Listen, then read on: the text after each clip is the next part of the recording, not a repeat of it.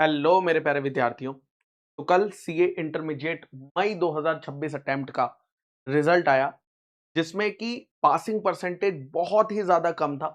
Successful students जो हुए हैं वो 8.47% है, लेकिन अनसक्सेसफुल स्टूडेंट्स जो क्लियर नहीं कर पाए 91.53%। ये बहुत बड़ा नंबर है। अब अगर इस नंबर को देखा जाए ना, तो कई लोगों को लगता है कि यार जो बच्चे फेल हुए हैं ना, जो बच्चे अनसक्सेसफुल हुए हैं, उन्होंने मेहनत ही नहीं करी थी, उन्होंने सही से तैयारी ही नहीं करी थी। बट मुझे लगता है, मैं ये मान ही नहीं सकता हूं कि इतने ज्यादा बड़ा नंबर ऐसा है जिन्होंने सीए इंटरमीडिएट के लिए मेहनत नहीं करी होगी और बिना मेहनत करे एग्जाम देने चले गए होंगे। ऐसा होगा ही नहीं।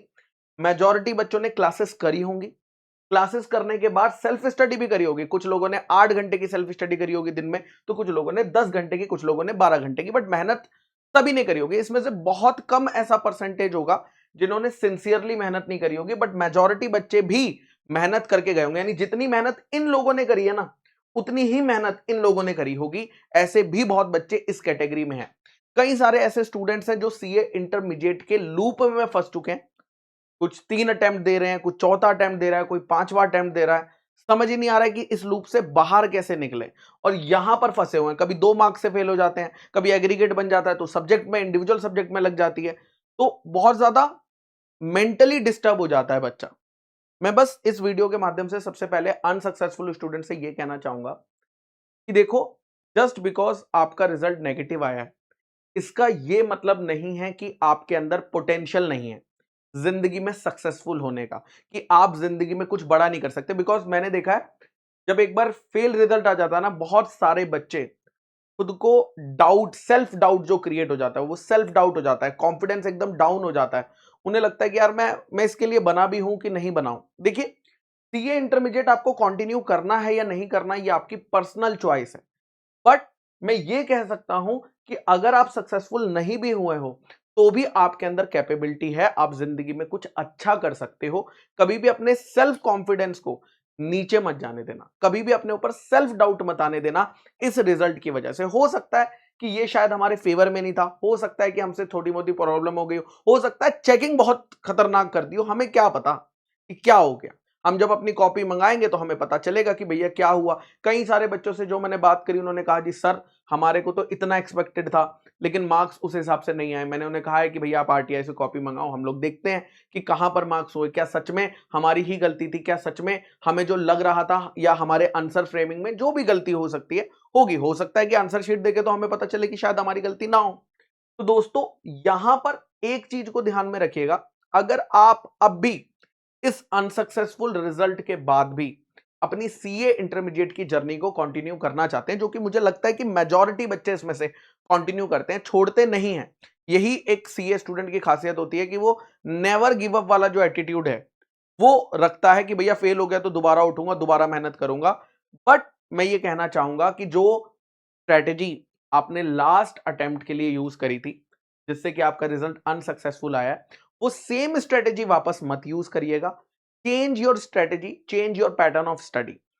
सेकंड, मैं कहना चाहूंगा कि जब से ये 3 अटेम्प्ट आए हैं, तब से रिजल्ट का दिन और एग्जाम के दिन में गैप बहुत ज्यादा कम हो गया है, जिसकी वजह से बच्चा लूप से निकलने में और ज्यादा डिफिकल्ट हो गया।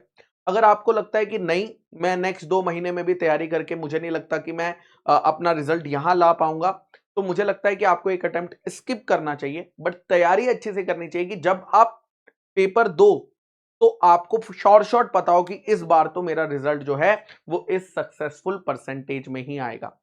सर, सीए इंटरमीडिएट का रिजल्ट देखकर सीए फाउंडेशन वाले बच्चों में भी डर है। यार हमने सीए कोर्स ले तो लिया, सीए फाउंडेशन में 15-20 परसेंटेज आ रही है पासिंग की, लेकिन अगर हमारे साथ सीए इंटरमीडिएट में ऐसा होगा, तो क्या हमें सीए कोर्स कंटिन्यू भी करना चाहिए कि नहीं। कई सारे बच्चे जो कि अभी सीए में आना चाहते हैं, वो पहले से ही डर चुके हैं ये रिजल्ट देख के कि भैया क्या करें ऐसे रिजल्ट का, यहां पे मेहनत भी कर रहे हैं, पढ़ भी रहे हैं, लेकिन अगर रिजल्ट नहीं आ रहा तो कोई फायदा नहीं है। तो दोस्तों, मैं उन बच्चों से ये कहना चाहूंगा जो बच्चे अभी सीए फाउंडेशन में हैं या सीए करना चाहते हैं, देखो, सीए है एक बहुत ही डिफिकल्ट कोर्स, इसमें कोई डाउट ही नहीं बचा है। करेक्ट।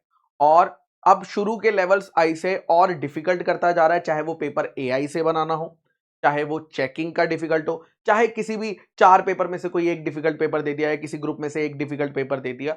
ये इसीलिए किया जाता है ताकि ये परसेंटेज को कंट्रोल किया जा सके, ताकि जो सप्लाई है मार्केट में सीएस की वो इतनी ज्यादा ना हो जाए कि डिमांड के अगर ज्यादा हो जाएगी तो यहां पर सीए की वैल्यू कम होने लग जाएगी। तो ये भी आईसीए की तरफ से भी एक रीजन आता है कि भैया अगर हम डिमांड कंट्रोल करके नहीं चलेंगे तो हमारे लिए दिक्कत है। तो कुछ बच्चे तो इसमें वो परसेंटेज वाले हैं जो शायद डिमांड की वजह से यहां रह गए, वरना वो यहीं होते अगर डिमांड ज्यादा होती तो हो सकता है आईसीआई ग्रेस मार्क्स दे देता, हो सकता है आईसीआई जो है स्ट्रिक्ट चेकिंग नहीं करता। So there are many factors based on it. आप सिर्फ एक रिजल्ट से खुद को जज नहीं कर सकते हैं, खुद को जज नहीं कर सकते हैं। एंड सीए फाउंडेशन वालों यार देखो, आपने सीए कोर्स लिया है तो आपको मेहनत करनी है।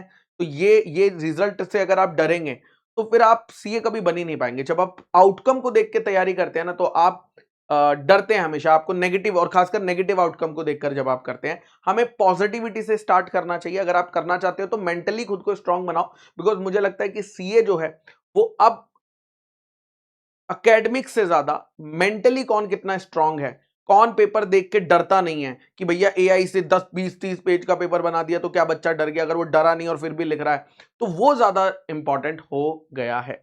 एंड जो बच्चे अनसक्सेसफुल हुए हैं बस उनके लिए यही मैसेज है कि अगर आप कंटिन्यू कर रहे हो तो स्ट्रेटेजी चेंज करिएगा, थोड़ा बेहतर तरीके से तैयारी करिएगा। अगर लगता है अगला अटेम्प्ट स्किप करना चाहिए बिल्कुल कर दीजिए, कोई चिंता की बात नहीं है, बिकॉज लूप में फंसने से तो बहुत ज्यादा बेटर ही है।